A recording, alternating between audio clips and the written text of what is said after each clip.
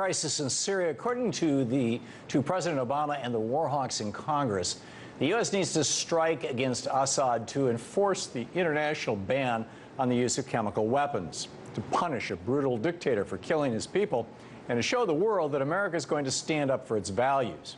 This is pretty much what the president said during a press conference in Sweden last week before heading to the G20 summit in Russia. I do think that we have to act, because if we don't, we are effectively saying that even though we may condemn it and issue resolutions and so forth and so on, somebody who is not shamed by resolutions can continue to act with impunity. But for a war-weary American public, these arguments are falling on deaf ears.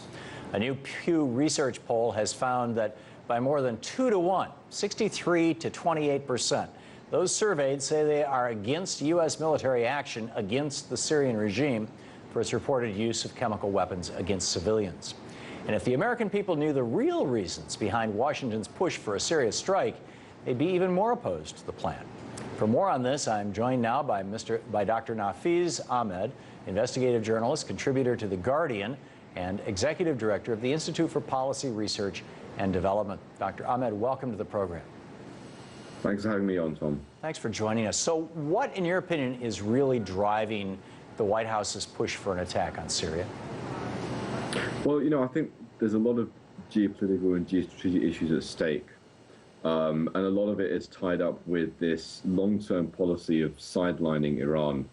But the fundamental thing that is linked to all of that is this ongoing competition to dominate the energy corridors of the Middle East. This is basically about dominating the region's future oil and gas pipelines. And what we're seeing at play in Syria is actually a struggle not only involving the United States, United Kingdom, and other powers, Russia, but also regional powers like Saudi Arabia, Qatar, Iran, and others to basically try and control the positioning of Syria as a central player in where these energy corridors will end up going and who is going to benefit. And this kind of the process where this really began was in 2009, when Qatar basically had a proposal on the table for their own pipeline that would transport natural gas from their north field. The pipeline would go through Saudi Arabia, through Jordan, it would go through Syria, it would bypass Russia, crucially, and it would end up going through Turkey, where eventually it could supply gas to European markets. Now, Assad apparently turned this down because he didn't want to upset his Russian benefactors.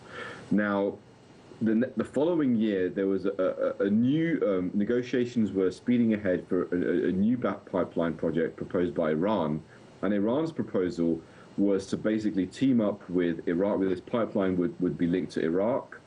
It would go through Syria. It would end up supplying gas to Lebanon, and from there it would potentially supply. It could be extended further to supply European markets. Now, this pipeline was different, that it wouldn't bypass Russia.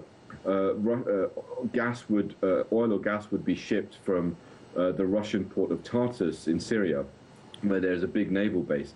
So what we see here is a very, very clear, in kind of the clear groundwork for competition, conflict, and all the rest of it.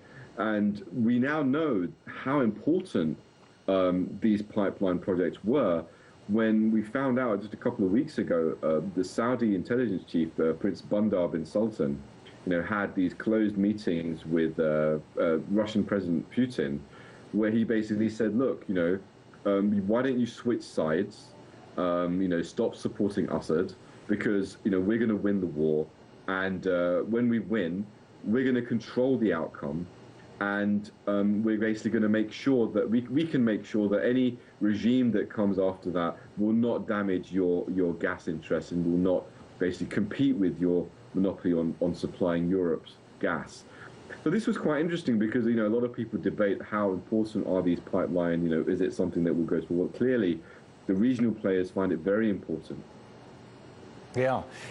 You mentioned Qatar wanting to run natural gas through there, Iran wanting to run oil and natural gas through there, Saudi Arabia, they wanted to run a pipeline up in competition with Qatar. I understand that it was like almost a battle between these two countries over who was going to control the new regime in Syria if they were able to pull that off. Do I have that right? Absolutely, yeah. All of these powers had their own specific interests.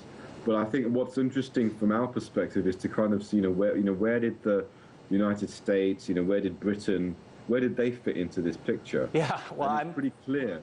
Go ahead. Yeah, go on. Well, I was going to ask if perhaps Iraq had something to do with that. I mean, some of the most profitable oil in the world right now, because these are relatively virgin fields, are in the western oil fields of Iraq. And that western border of Iraq is the eastern border of Syria. Although Iraq has essentially become an ally of Iran now, I mean, what's going on with all of this stuff? Because Iraq was supposed to be our guy, right? Absolutely. It looks like, despite the Iraq war and everything, it's been very difficult for the US and the UK to maintain their control of what is happening in the region. And the biggest fear of all, this is something that keeps recurring. When you look at the various defense planning documents and strategy documents and policy papers coming out of Washington and London, one of the biggest fears is the unification of a lot of these Shia regimes. So you've got the Iraq regime, you've got Iran, and then you've got Syria. Syria is Alawite, and Alawites are a minority strain, not really considered part of the Shia strain, but they certainly swing more towards that side than they do the Sunnis. So effectively, you've got these three states in the region planning to team up and basically, divert their natural resources to other powers for their own benefit or for the benefit essentially not for the benefit of the United States or the United Kingdom and the West. Right. So this is a very I think was quite a worrying phenomenon, and one of the key issues for the United States in the Middle East is really maintaining access to regional oil and gas supplies. And the key to doing that is maintaining the stability of the Persian Gulf states, and obviously that includes Iraq. That also includes Saudi Arabia, includes Qatar, and this is something that is repeatedly described in declassified documents that have come out. Is this very important role of maintaining these Gulf countries, because that's where they understand that for the foreseeable future we'll get most of the oil and gas coming from that will stabilize world oil supply, stabilize world oil prices. So it was very important for them to ensure that they maintain the domination of these countries in the region. What we see here is this shift towards these recalcitrant Shia regimes that are kind of outside the system. They don't really play ball. They don't like the rules. They want to do things their own way, and it was messing things up.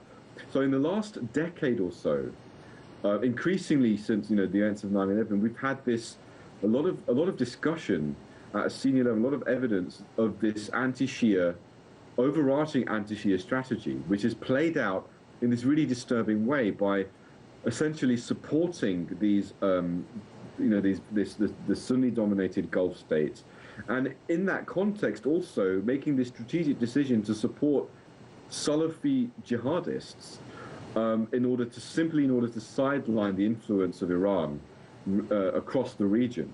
And that has had a very, very worrying impact. And we see some of that impact in Syria, where there is a real rebellion, there's a real uprising. There are genuine democratic aspirations, and Assad is a brutal dictator. But we have this situation where our allies, Saudi and Qatar, are financing these very, very virulent extremists. Many of them are affiliated to Al-Qaeda, and they have effectively hijacked the Syrian movement for democracy and subverted it in many ways. Right. And that, unfortunately, is Dr. Ahmad, we have parcel of this overall strategy. We have about 30 seconds left. The brilliant analysis. The Al-Qaeda is largely a Sunni phenomena, though, is it not? And the Shia phenomena that America perceives as anti-American is mostly Iranian?